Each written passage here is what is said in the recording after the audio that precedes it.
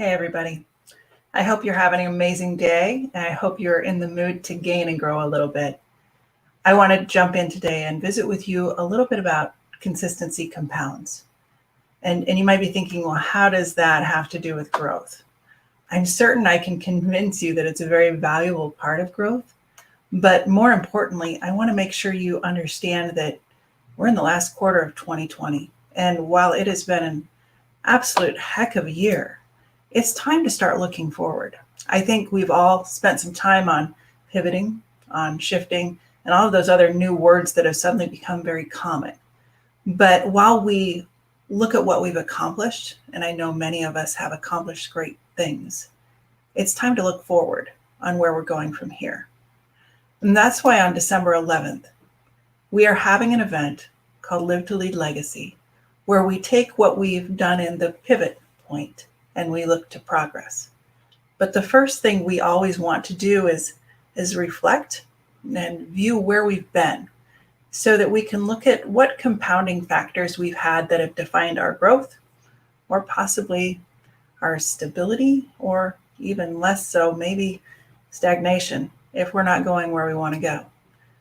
So while we talk today about consistency compounds, I want to make sure that you understand what we look at when we're evaluating that compounding impact. I'll give you a little example of a reflection that I did as I was looking at a 6-month period of time where I was frustrated with growth. I'd done a lot of good things during that time, but I was frustrated with where I was growing to. I wasn't meeting some of my goals as far as business growth. I certainly wasn't meeting my goals for a new client perspective.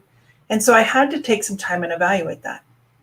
Now, for me, based on what I had known in the past, what I did was take time to look at what I could do. I was looking forward without looking back.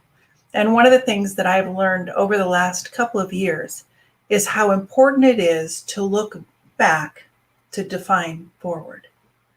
As I looked back at my prior 6 months, that period of time where I didn't have the growth that I was wanting, that I was pursuing, that I had hoped for, as I looked back in that time, what I found was a calendar, a bank account, a smartphone that didn't really reflect the growth that I was looking at.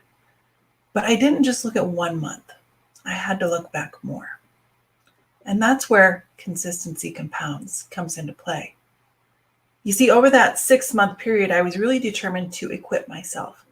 And so I was looking at investments I could make in training, in coaching, in growth that I could have for myself. And as I looked back on my calendar, that's what I could see. There was a ton of opportunity where I was out and I was learning and I was growing myself. In fact, that's exactly what my calendar showed for at least 6 months. And as I looked back, even another 6 months before that, I could see that point where I had I had pivoted my focus into growth for myself. And that was very clear on my calendar. And the next thing that I did through the great resources and advice of Coach was look at my checkbook. And I wasn't looking for big expenses. I wasn't looking for some of the bigger investments that I made during that 6-month to 18-month time frame. What I was looking at were the repeated investments that I was making. Ironically, one of the things that I found was related to my phone.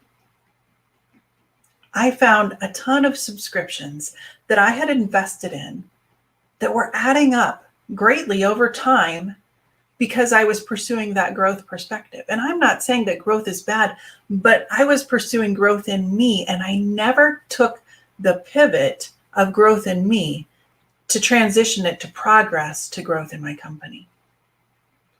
I was building up the resources, but I wasn't building forward my potential. Had I not taken the time to look back at what I had done over that last 6 months, I would have still been able to look forward. I would have still been able to build forward my business. And I would have been able to grow just from the mindset of what we all do as business people. We know how to grow. But by looking back over the last 6 months, what I found was time, and I found money. And those are some good things to find when you're looking for them. How did I find time and money? By looking into my calendar, I could see that I was booking myself pretty solid on growth for myself, but not booking myself on growth for my business. I had some consistent things on my calendar that were compounding into a block of time. When you looked back at them, hours became weeks, compounding into blocks of time that I no longer had available to build my business. At the same time, when I would look into my bank account, and what I could see there was small amounts of transactions that might be weekly or monthly or even quarterly that I was using to invest in apps, in systems, and resources that were great for growing me, but not great for growing my business. And as I saw the compounding effect financially of all of those weren't small numbers. That wasn't something that is just a toss aside. In fact, if you added those numbers up, those could be a couple of Chamber of Commerce memberships. Those could be a couple of networking group memberships. Those could be some ads. They could be some new videography work. They could be some new resources that I was outsourcing to clients. But because of the pivot that I made to expand my knowledge, I was taking those resources, compounding them into fairly large sums of money and my time as well, preventing myself from going forward into growth. And as I talk to people about what 2020 has looked like, and we've all made this pivot and we've all made this shift, and we've learned a great deal of how to do things different, and we've learned a great deal of how to deliver business different, and we've invested time and resources into understanding what that looks like. I want to be sure that we choose to go forward, that we don't stop at increasing the knowledge of what it's like to do business differently, but we pivot to progress. And we shift our resources and our time to be forward-looking, progressively seeking growth in business, not just in the practice of business, but in business itself. And that's why we've built this day, December 11th, around the opportunity to reflect, understand, and see how the compounding effect of how we spend our time and our resources can either positively or negatively impact where we're going. That particular day is one that I'm so excited about because I've been involved with people's shifts. I've been involved with people's pivots as they look toward evaluating delivery, evaluating their product, evaluating their business, and it's very exciting. And I've been part of that process of equipping them and equipping myself, from the virtual space to a virtual product to even virtual conferences, as we've shifted the large room conferences we've had for leadership experiences to smaller rooms and concurrent virtual experiences. All of that's a wonderful shift. And I've spent a ton of time, a compounding effect on my time and my resources, making sure I'm equipped to do so. Now it's time to progress forward. So I'm excited that you might consider joining us on this venture of securing your best 2021.